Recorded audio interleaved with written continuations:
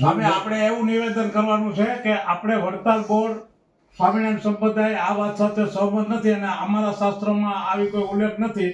એ બદલ વડતાલ બોર્ડ જે કાંઈ વાત થઈ છે એ માફી માંગે છે, બસ સંતવતી. હા હા, તમે બોલો એવું. બધા ભક્તોને ભાવથી જય સ્વામિનારાયણ. આજે વીરપુર જે જલારામ બાપાનો જે અમારે રાણા સાધુએ બોલીને જે બફાટ કર્યો છે એ મારા શાસ્ત્રમાં કે ઉલ્લેખ નહીં. એ બદલ વડતાલ સંસ્થા આ સાધુ બદલ જે આવી ભૂલ કરી છે એ ભૂલ બીજી વખત પુનરાવર્તન નહીં કરે એની બાહેંધરી આપે છે. અને આ જે થઈ ગયું છે બહુ ખોટું થયું છે એ વડતાલ સંસ્થા પૂરી રીતે જાણે છે. એટલે અહીંના અમારા બધા સંતો અને હરિભક્તોને આ બાબતનું દુઃખ છે. ભવિષ્યમાં આવું ક્યારેય નહીં થાય એની બાહેંધરી આપે છે. જય સ્વામિનારાયણ. સ્વામી, આપણે જ્ઞાન સ્વરૂપ સ્વામી વીરપુર આવી અને બાપાના દર્શન કરીને માફી માગશે. એ આવી જાય કીધું. હા અને જે સ્વામી જે બોલ્યા છે હા એ સ્વામી 2-4 દિવસમાં સમયને અનુકૂળતા ત્યાં રૂબરૂ બાપાના દર્શન કરી આવી અને બાપાના જે પરિવાર છે, ટ્રસ્ટી છે, બધાને મળી અને જે પોતે જે વાતમાં જે બફાટ કર્યો છે તેને પોતે ભૂલ એકરાર કરી જશે. બરોબર ને? વરિષ્ઠ ઉપપ્રમુખ અખિલ ગુજરાત લોહાણા સમાજ આજરોજ લોહાણા મહાપરિષદના પ્રમુખ શ્રી સતીશભાઈ વિઠલાણીની સૂચના, અખિલ ગુજરાત લોહાણા સમાજના પ્રમુખ શ્રી જીતુભાઈ લાલની સૂચના અને અખિલ સૌરાષ્ટ્ર રઘુવીર સેનાના સુપ્રીમો ભાઈ શ્રી ગિરીશભાઈ કોટેચાની સૂચના અનુસાર આજરોજ વીરપુર મુકામે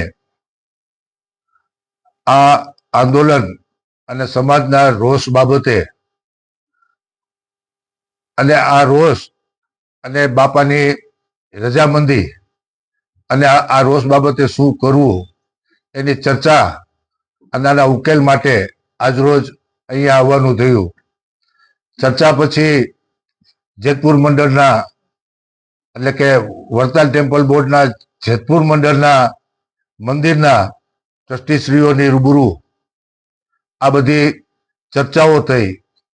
ત્યારે આશ્ચર્ય થયું કે વડતાલ ટેમ્પલ બોર્ડ જે જ્ઞાન સ્વરૂપ સ્વામીએ જે ઉચ્ચારણો કર્યા અને જે નિવેદનો કર્યા એ એની મરજી મુજબના કર્યા છે એવું ટેમ્પલ બોર્ડના ચેરમેન જ્ઞાન સ્વરૂપ સ્વામીએ પોતાના વિડીયો રેકોર્ડિંગમાં અને આજે અમને કહ્યું.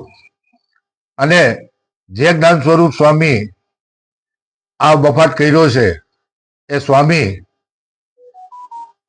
અનુકૂળતા મુજબ એટલે કે આ મંદિરની અનુકૂળતા અને સમાજની અનુકૂળતા મુજબ આપણે જ્યારે કહેશું ત્યારે વીરપુર મંદિરે આવી બાપાના દર્શન કરી અને પરિવારની માફી માગશે.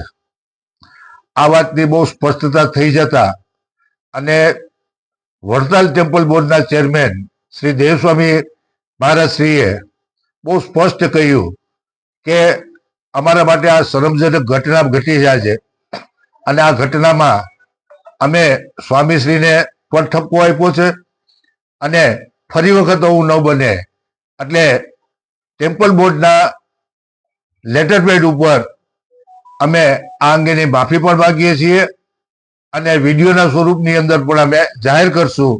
અને પૂજ્ય જલારામ બાપા વિશે અમારાથી કે અમારા સંતોએ જે કાંઈ નિવેદન કે બફાટ કર્યા છે એનાથી અમારો સંપ્રદાય દુઃખી છે. અમારા વડતાલ ટેમ્પલ બોર્ડના તમામ મંદિરોના સંતો મહંતો પણ આ વાતથી દુઃખી છે.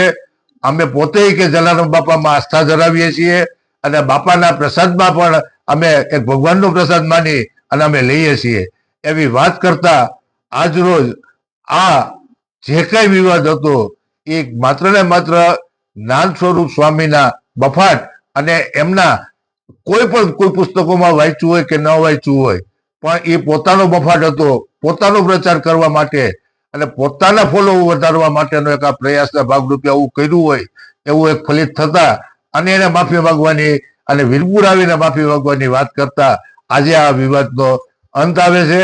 અને જલારામ બાપાના આશીર્વાદથી, જલારામ બાપાના પરિવારના આશીર્વાદથી અને એમની સૂચના અને એમની વાત મુજબ આજે આ વાત પૂરી થતા આ વિવાદને આજથી આપણે આ પૂર્ણ વિરામ કરશું અને જલારામ બાપાનો જયનાથ કરશું. બોલો જલારામ બાપાની જય.